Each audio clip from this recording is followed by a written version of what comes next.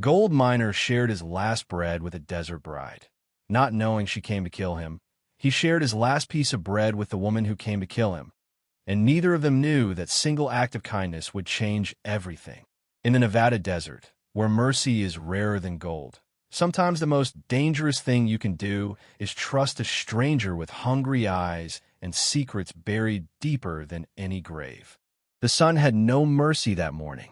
It rose like a white-hot coin over the Nevada wasteland, turning the air thick as molasses and twice as heavy. Jacob Cartwright wiped the sweat from his forehead with a sleeve already soaked through, his weathered hands steady on the pan despite the tremor that had been growing worse each day. The gold flakes caught the light like tiny prayers, but there weren't enough of them to feed a man, let alone buy him passage home. He'd been working this claim for 6 months now, ever since the letter came telling him his wife was sick and the farm was failing. The other miners had given up and moved on, leaving behind their broken dreams and empty bottles. But Jacob stayed. He had to stay. Mary needed medicine, and medicine cost gold, and gold was buried somewhere in this godforsaken stretch of nothing. The desert stretched endless in every direction, a sea of sage and sand that swallowed men whole and spit out their bones years later. Jacob had seen it happen. Good men went into the desert full of hope and came out hollow, if they came out at all. The silence here could drive a person mad. It pressed against your ears like cotton, broken only by the whisper of wind through the rocks and the distant cry of a hawk circling something dead. That's when he saw her. She appeared like a mirage at first, wavering in the heat where the desert met the sky. But mirages didn't stumble. They didn't drag their feet or clutch their sides like they were holding in pain. Jacob set down his pan and shaded his eyes, squinting against the glare. A woman, walking toward his camp from the direction of nowhere. She wore what had once been a wedding dress. He could tell that much. White silk turned the color of dust and dry blood, torn at the hem and stained dark across the bodice. Her veil hung in tatters from her hair, which fell loose around her shoulders like spilled ink. She moved like someone walking in her sleep, each step measured and careful, as if the ground might give way beneath her feet. Jacob felt his heart kick against his ribs. Out here, a woman alone meant trouble. It meant death or worse following close behind. But she was hurt, anyone could see that, and she was walking straight toward his camp like she knew exactly where she was going. He reached for the shotgun, leaning against his tent, then stopped himself. She didn't look dangerous. She looked broken. "Ma'am," he called out, his voice cracking from disuse. "You all right, ma'am?" She stopped about 20 yards from his camp and swayed on her feet. Up close, Jacob could see she was younger than he'd first thought, maybe 25 or 30. Pretty, under the dust and exhaustion. Her eyes were the color of winter sky, pale and sharp and holding secrets he couldn't begin to guess at. "Water," she said. Just that one word, but it came out like a prayer. Jacob was moving before he realized it, grabbing his canteen and crossing the space between them. She took the water with hands that shook, drinking deep and spilling half of it down her chin. Some of the dust washed away, revealing skin like porcelain underneath. "Easy now," he said gentle. "Easy. You drink too fast. You'll make yourself sick." She nodded and handed back the canteen, her fingers brushing his for just a moment. They were soft hands, he noticed. Not the hands of someone used to hard work. "Thank you," she whispered. "What happened to you? Where do you come from?" Her eyes went distant, looking past him to something he couldn't see. "My husband," she said. He's gone." The way she said it made Jacob's chest tight. He'd heard that tone before, in his own voice, when he spoke of his boy who died of fever 3 summers back. It was the sound of someone trying to hold the world together with words when the world had already fallen apart. "I'm sorry," he said, and meant it. "What's your name?" "Mary." She said it quick, like she had to think about it first. "Mary Fletcher." Jacob nodded. "Jacob Cartwright. You hungry, Mary Fletcher?" "I got some bread, a little bit of beans left over from breakfast." Something flickered across her face then, too quick to catch. Surprise, maybe, or guilt. But when she looked at him again, her eyes were just tired and grateful. "I don't want to take your food. Ain't taking if I'm offering." Jacob gestured toward his camp, where the small fire still smoldered under a pot of coffee. Desert's no place for a lady to be wandering alone. You rest up, get some food in you, then we'll figure out where you need to go. She hesitated, and for a moment he thought she might refuse. Then she nodded and followed him to the fire, moving careful like every step cost her something. Jacob pulled out his last loaf of bread, bought 3 days ago from a trader passing through. It wasn't much, just flour and water and a pinch of salt, but it was all he had. He tore it in half and handed her the bigger piece. "This is too much," she protested. "No such thing." He settled down across the fire from her, watching as she took a small, careful bite. Woman needs to eat. They sat in silence for a while, sharing the bread and the bitter coffee while the sun climbed higher and the desert shimmered around them like a living thing. Jacob found himself stealing glances at her. This strange woman who'd walked out of nothing wearing a ruined wedding dress and secrets in her eyes. She ate slow, like she was savoring every crumb. When she finished, she looked up at him with something that might have been wonder. "Why?" she asked. "Why what? Why help me? You don't know me. Don't know what I might have done." Jacob considered that, rolling a piece of bread between his fingers. "Desert's hard enough without us being hard on each other," he said finally. "Besides, my mama raised me to help folks in need. Reckon that includes beautiful strangers in torn wedding dresses." The compliment made her look away, but not before he caught something dark flicker across her face. Pain, maybe, or something deeper. The morning stretched on, comfortable and quiet despite the strangeness of it all. Mary Fletcher asked him about his mining, about the claim, about how long he'd been alone out here. Jacob found himself talking more than he had in months, telling her about Mary back home, about the farm and the medicine and the gold that always seemed just out of reach. But even as they talked, even as she smiled and nodded and seemed to hang on his every word, Jacob couldn't shake the feeling that she was studying him, learning him, like a person might study a map before setting out on a long journey. And when the sun reached its peak and the desert burned white around them, Mary Fletcher excused herself to walk to the rocks behind his camp. Jacob watched her go, noting the way she moved now, not broken and stumbling like when she'd arrived, but steady and sure, like a woman who knew exactly where she was going.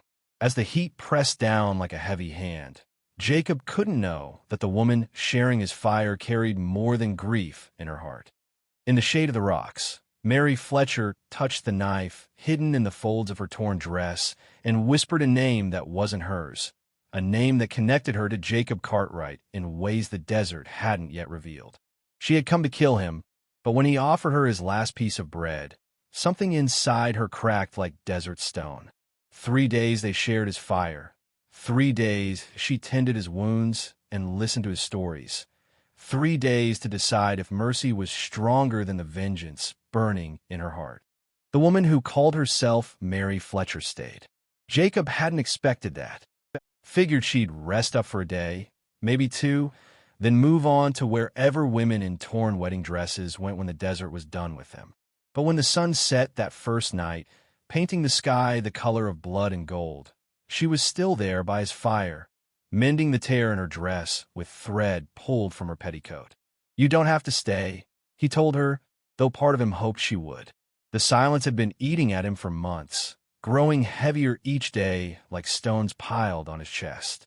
Having another voice, another presence, made the desert feel less like a grave. "I don't have anywhere else to go," she said without looking up from her sewing. "My husband, he was taking me west, to California. Start fresh," he said. "What happened to him?" Her hands stilled on the fabric. "Fever took him. 2 days after we were married. Left me with nothing but his name and a wagon full of dreams that weren't mine." The lie came smooth as silk, but Jacob caught something underneath it, a tremor in her voice like ice cracking on a pond. He didn't press. Everyone carried secrets out here. The desert was full of people running from something or toward something, and most times it was both. That second morning, Jacob woke to the smell of coffee and something else, something that made his stomach clench with hunger. Mary was crouched by the fire, turning strips of salt pork in his cast iron pan. The meat hissed and popped, sending up smoke that smelled like heaven. "Where'd you get that?" he asked, sitting up and rubbing sleep from his eyes. Found it in my saddlebags. Almost forgot I had it. She glanced over her shoulder at him, and for a moment her smile seemed real. Figure we should share it before it spoils. Jacob looked around for her horse and saddle, but didn't see either. When he asked, she said the animal had run off in the night. Spooked by something, maybe a coyote. She said it casual, like losing your only way out of the desert was nothing more than bad luck. But Jacob noticed things. He noticed how she knew exactly where his coffee pot was without asking. How she moved around his camp like she'd been watching it for days.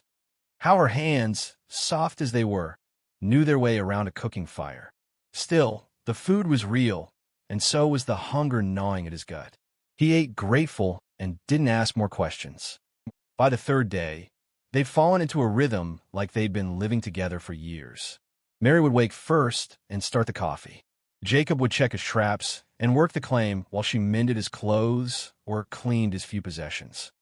In the evenings, they'd sit by the fire and talk while the desert cooled around them. She was a good listener, better than good.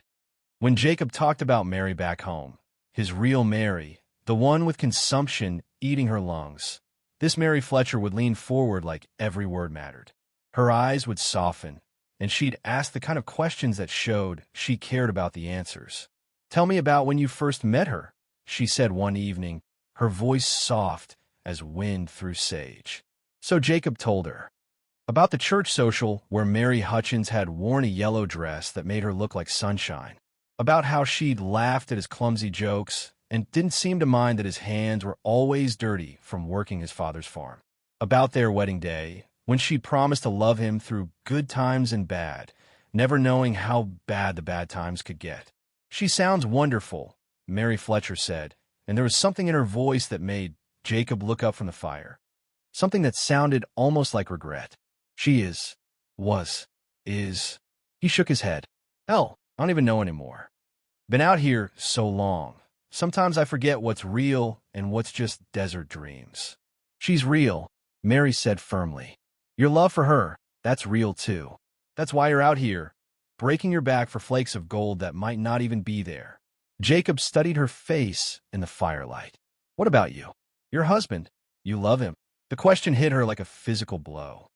She went very still, her hands frozen around her tin cup of coffee. For a long moment, the only sound was the crackle of burning mesquite and the distant howl of a coyote. "Yes," she said finally. "I loved him more than my own life." The past tense hung between them like smoke. It was that night that Jacob noticed the scar. Mary had rolled up her sleeves to wash their few dishes, and there was on her forearm a thin white line maybe 3 inches long. It looked fresh, maybe a few weeks old. "What happened there?" he asked, nodding at her arm. She looked down like she'd forgotten it was there, then quickly pulled her sleeve back down. "Accident. Cut myself on a broken bottle when we were packing to leave." Another lie, smooth as the first ones. But this time Jacob saw the way her jaw tightened, saw the flicker of something darker cross her face. Something that looked like anger. Or hate. The next morning, Jacob woke to find her gone. His heart kicked like a startled horse until he saw her silhouette against the dawn sky, standing on the rocky outcrop behind his camp. She was facing east toward the rising sun, and she stood so still she might have been carved from stone. He climbed up to join her, his boots slipping on the loose shale. She didn't turn when he approached, didn't acknowledge him at all, just kept staring at the horizon like she was looking for something that might never come. "You all right?" he asked. "I've been thinking," she said. Her voice sounded different up here, harder, like the desert had gotten into it. "About what you said. About love being real. What about it?" She finally turned to look at him, and Jacob felt something cold run down his spine. Her eyes weren't winter sky pale anymore. They were dark as storm clouds, full of lightning waiting to strike. What if the person you loved was taken from you? Not by sickness or accident, but by someone who chose to hurt them. Someone who could have shown mercy, but didn't. What would you do then? The question hung in the morning air like the smell of gunpowder. Jacob felt himself take a step back without meaning to. I don't know. I reckon I'd want justice." "Justice." She said the word like it tasted bitter. That's a pretty word for an ugly thing, isn't it? Before Jacob could answer, she was walking away, picking her way down the rocks with the sure steps of someone who knew exactly where she was going. He watched her go, a cold weight settling in his chest. That evening, she was back to her old self, gentle, curious, grateful for his kindness. She helped him cook supper and listened to his stories and laughed at his jokes. But Jacob couldn't shake what he'd seen in her eyes up on the rocks. Couldn't forget the way she'd said the word justice, like it was a loaded gun. As they shared the last of his bread that night, tearing it careful between them like communion, Jacob found himself watching her hands. Soft hands, he'd thought when they first met. But now he noticed the calluses on her fingers, old ones that spoke of different work than sewing and cooking. The kind of calluses you got from gripping things tight for a long time. Things like reins, or rope, or the handle of a gun. In the dying light of their fourth evening together, as Mary Fletcher smiled across the fire and asked him about his dreams, Jacob Cartwright began to wonder if the woman sharing his bread might be carrying more than grief in her heart. But by then, something had already shifted between them, something that would make the truth, when it came, cut deeper than any blade. When he found the knife hidden in her wedding dress, Jacob finally understood why she'd walked out of the desert wearing blood and secrets. But it was too late to run, too late to hide, and when she spoke her real name, the truth hit him like a bullet he never saw coming. The morning came too bright and too soon. Jacob woke with the sun burning through his tent walls and the taste of copper in his mouth. He dreamed of Mary, his Mary back home, but in the dream she'd been wearing a torn wedding dress and her eyes had been the color of winter storms. She'd been reaching for him across a field of sage, calling his name, but her voice had been wrong somehow. Deeper, angry. He pushed through the tent flap and found Mary Fletcher already up, stirring something in the pot over the fire. Coffee, by the smell, but there was something else underneath it. Something medicinal and bitter. "Morning," she said without looking up. Her voice sounded different too, flatter than before. Like she'd used up all her softness in the night. "Morning." Jacob stretched the kinks out of his back and walked to the fire. The coffee smelled wrong, but he was too tired to care. He poured himself a cup and took a sip, then immediately spat it out. "What did you put in this?" "Nothing. Just coffee." But that wasn't true. There was something else floating in the dark liquid, something that made his tongue go numb. Jacob set the cup down careful, his mind suddenly sharp as winter air. "Mary." He said her name quiet, like he was gentling a spooked horse. "What's in the coffee?" She finally looked up at him then, and Jacob felt his blood turn to ice water. The woman across the fire wasn't the same woman who'd shared his bread and listened to his stories. This woman's eyes were hard as flint, her mouth set in a line that spoke of decisions already made. "My name isn't Mary," she said. Jacob's hand moved without him thinking, reaching for the shotgun leaning against his supply crate. But his fingers felt thick and clumsy, like they belonged to someone else. Whatever she'd put in the coffee was working fast. "Don't." The word came sharp as a blade. "You move one more inch toward that gun, and I'll put this knife between your ribs before you can blink." That's when he saw it. The knife in her right hand, the one that had been hidden in the folds of her skirt. The blade was maybe 6 inches long, sharp enough to shave with. Sharp enough to open a man's throat without him making a sound. "Who are you?" Jacob's voice came out steady despite the fear crawling up his spine like spiders. "My name is Sarah Kellerman." She said it like she was introducing herself at a church social. "My husband was Thomas Kellerman." "You killed him." The words hit Jacob like a fist to the gut. He staggered back a step, his vision swimming. I don't know anyone named Kellerman. Benson's Ridge. 3 months ago. You and 2 other men robbed our wagon train." Sarah stood up slow, the knife steady in her grip. "Tom tried to protect me. Tried to talk you out of it. You shot him in the chest and left him to die in the dirt while his new bride watched." Jacob shook his head hard, trying to clear the fog from his brain. "You got the wrong man. I never robbed nobody. Never shot nobody. Don't lie to me." The shout came out raw and broken, like it had torn something inside her throat. I saw your face. I memorized every line, every scar. You think I'd forget the man who murdered my husband on our wedding day? The wedding dress, the blood on the silk. It all made terrible sense now. Listen to me.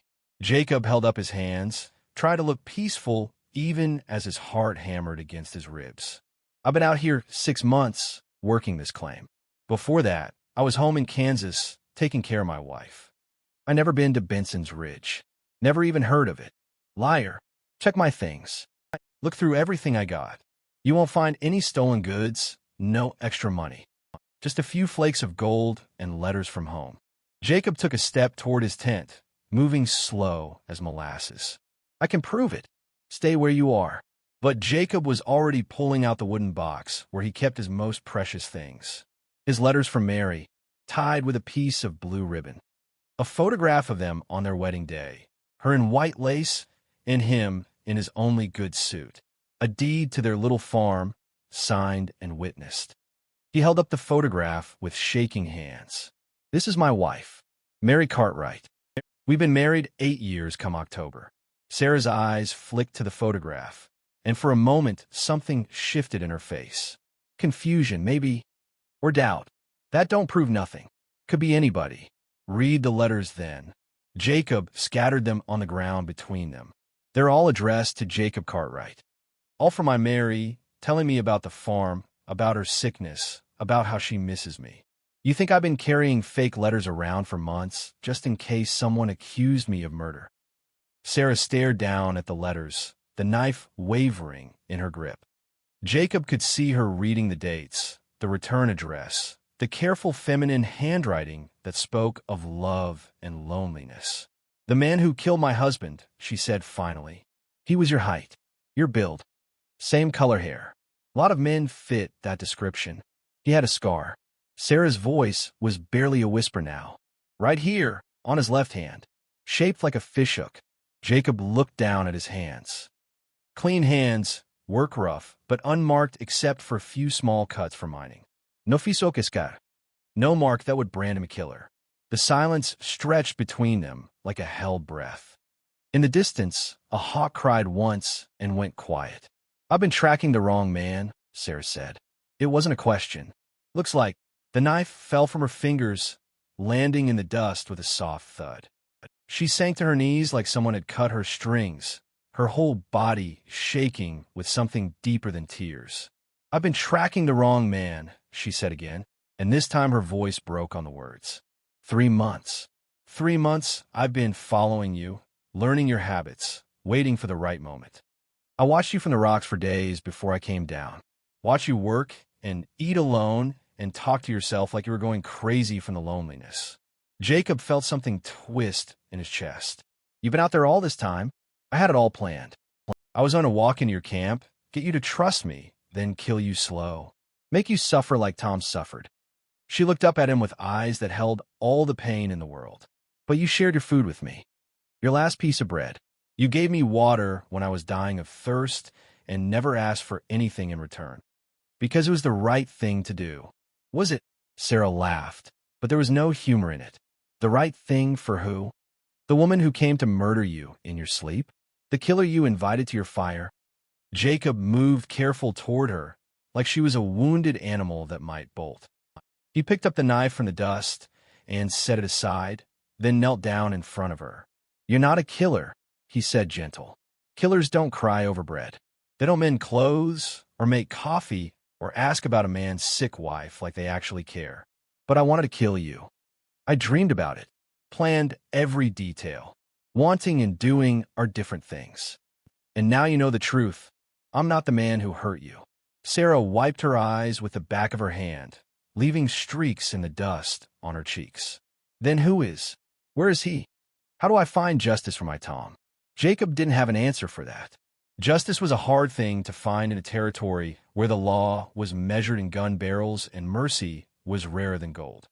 But looking at this broken woman who'd walked across the desert carrying nothing but grief and rage, he knew she deserved better than empty words. I don't know, he said honest.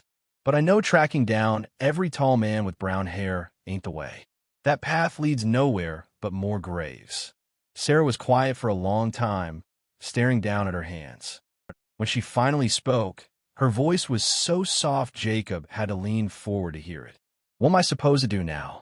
I gave up everything to track you. Sold everything Tom and I owned. Spent every penny we had saved for our new life. I don't have anywhere to go, no one to go back to. The sun was climbing toward noon now, turning the desert into a furnace. In a few hours, the heat would be unbearable. But sitting there in the dust with this woman who'd meant to kill him, Jacob felt something cool settle in his chest. Something that might have been peace. Well, he said, I could use a partner. Working this claim alone is killing me slow. And I got a feeling you're tougher than you look. Sarah stared at him like he'd grown a second head. You want me to stay? After what I almost did. Almost don't count for much out here. Besides, seems to me we both lost something we can't get back. Maybe we can help each other find something new. As the desert sun climbed toward its burning peak, two people who had come together through deception faced a choice that would define them both. The truth had been told, the weapons set aside, but the hardest questions still remained. In a place where tomorrow was never promised, what did it mean to start again? In the place where they first shared bread as strangers, Jacob and Sarah had to choose what they'd become. The gold that seemed so important faded next to a simple question. Could love grow from the ashes of loss, or would they part as broken people who'd found each other too late? The afternoon stretched long and quiet between them. Sarah sat in the shade of Jacob's tent, her wedding dress spread around her like wilted petals. She'd stopped crying, but her eyes were red-rimmed and distant, looking at something far beyond the desert horizon. Jacob worked his claim nearby, the steady scrape of his pan against sand the only sound in the vast silence. Neither of them had spoken since the revelation. What was there to say? The truth hung between them like heat shimmer, visible but untouchable, changing everything and nothing all at once. Jacob found himself stealing glances at her as he worked. Without the mask of false sweetness, without the careful lies and practiced smiles, Sarah Kellerman looked younger somehow.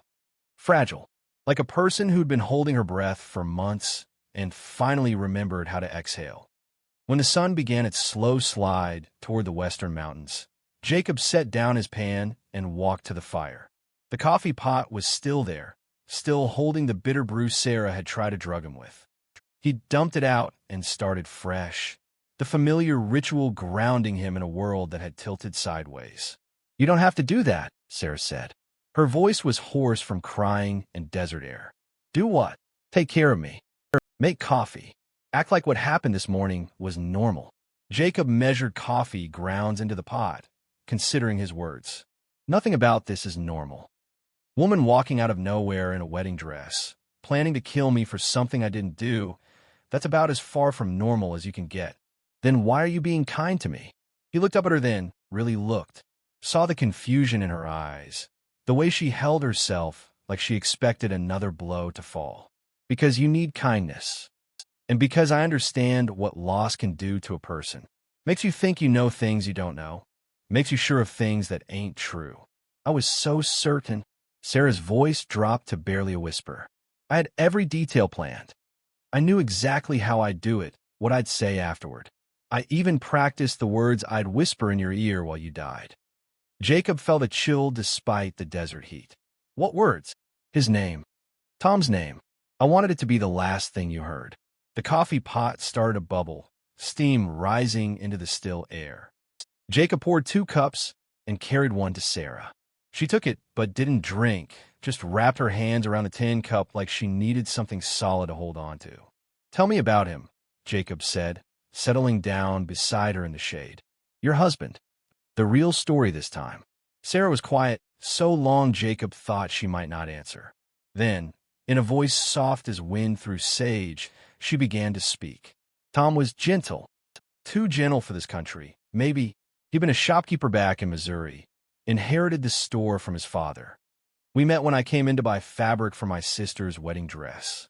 A small smile touched her lips. He spent an hour helping me pick out the right color blue, then walked me home even though it was only 3 blocks. Jacob nodded, letting her talk. He wasn't handsome, not in the usual way. Too thin, too serious, always worried about something. But when he laughed, Sarah closed her eyes. When he laughed, it was like music, like church bells on Sunday morning. What made you leave Missouri? His dream. Tom had this idea that we could start over in California, maybe open a general store in one of the new towns. Said he was tired of other people's leftovers, wanted to build something from scratch. Her voice turned bitter. So we sold everything, bought a wagon and supplies, joined up with a train heading west. And at Benson's Ridge, Sarah's hands tightened on the coffee cup. We were 3 days out from the fort when they came. For men on horseback, faces covered with bandanas. Tom tried to talk to them, tried to reason with them. He always believed people were basically good, that you could reach them if you just found the right words. Jacob waited, watching pain flicker across her face like shadows from a fire. The leader, the one I thought was you, he just laughed. Said talking was done and shot Tom in the chest before he could even finish a sentence. Then they took everything. Food, money, the dress I was supposed to wear to start a new life. She touched the torn silk of her wedding gown. I was wearing this when it happened. We got married that morning, right there by the wagons. Tom said he couldn't wait another day to make me his wife. Jesus, Jacobi vispirit. They left me there with him. Left me to watch him die in the dirt while they rode off laughing. It took 2 hours. Sarah's voice broke. 2 hours of him trying to tell me he was sorry, like it was his fault for not protecting me, like it was his fault for believing in the goodness of strangers. They sat in silence for a while, letting the weight of her story settle between them. In the distance, a coyote howled once and went quiet. I buried him myself, Sarah said finally, with my bare hands because I didn't have a shovel. Covered him with rocks to keep the animals away, then started walking. I didn't know where I was going, just knew I had to keep moving or I'd laid down beside him and never get up again. How'd you end up tracking me? Took me 2 weeks to make it to the next settlement. Sheriff there said he'd heard about some miners working the Nevada territory who matched the descriptions I gave him. Jacob Cartwright, he said, keeps to himself, works a claim about 50 miles southeast of Reno. And you just walked? Sarah nodded. Walked, begged rides when I could get them, stole food when I had to. I wasn't Sarah Kellerman anymore, you understand? That woman died with Tom. I was just vengeance in a torn dress, moving toward you like a compass needle pointing north. Jacob set down his coffee cup and rubbed his face with both hands. I'm sorry. I'm sorry for what happened to Tom. Sorry you went through all that. But I'm glad you found out the truth before. Before I murdered an innocent man. Before you did something you couldn't take back. Sarah looked at him, then, really looked like she was seeing him for the first time. Why aren't you angry? I poisoned your coffee, held a knife on you, planned to kill you in your sleep. Any reasonable man would be furious. Jacob considered that. Maybe I'm not reasonable. Or maybe I understand that pain makes people do things they wouldn't ordinarily do. I told you about my boy who died of fever. You mentioned him. What I didn't say is how I felt afterward. How I wanted to hurt somebody, anybody, just so they'd know what it felt like. Spent a whole month planning to burn down the doctor's house because he couldn't save my son. Never did it, but I came close. Came real close. What stopped you? Mary. My Mary. She said grief was like a fire. It could keep you warm or it could burn down everything you loved. Choice was mine which one I picked. Sarah was quiet for a long time, turning his words over in her mind like stones in her hand. When she spoke again, her voice was different. Cleaner somehow, like rain after drought. I don't know how to stop burning, Jacob. I've been angry so long, I don't remember what else feels like. Takes time, and it takes having something worth not burning down. What do you mean? Jacob gestured around them, at the desert stretching endless in every direction, at a small camp with its simple comforts, at the woman beside him who'd walked out of nothing carrying death and found mercy instead. This, right here, 2 people who lost everything they thought mattered, sitting in the shade and sharing coffee. Maybe that's worth something. Maybe that's worth choosing not to burn. The sun was getting low now, painting the sky in shades of gold and pink. Soon it would be dark, and they'd have to decide what came next. Sarah could walk back into the desert, disappear the way she'd come. Or she could stay, and they could figure out what two broken people might build together in a place where tomorrow was never promised. "I don't know how to do this," Sarah said. "How to be someone other than a widow with a knife. I don't know either, but seems to me we got time to figure it out." Sarah smiled then, the first real smile Jacob had seen from her. It changed her whole face, made her look like the young woman she'd been before loss carved her into something harder. "Partners, you said?" "Partners. I don't know anything about mining. I don't know anything about having a partner. Reckon we'll learn together." As the stars began to appear in the darkening sky, Sarah Kellerman and Jacob Cartwright sat by their fire and began to plan. Not for vengeance or gold or the things they'd lost, but for the life they might build from the ashes of their old dreams. The desert listened, patient as always, knowing that some treasures were buried so deep you had to dig through all your pain to find them. And sometimes, if you were very lucky and very brave, what you found was worth more than all the gold in the world. In the place where they'd first broken bread as strangers, they chose to begin again. The desert remembers everything, every prayer, every promise, every moment when broken people choose hope over bitterness. As the fire burned low and two unlikely partners planned their tomorrow, the land that had witnessed so much loss finally witnessed something else. The birth of a love that grew not from passion, but from mercy, shared in the wilderness where mercy was rarest of all.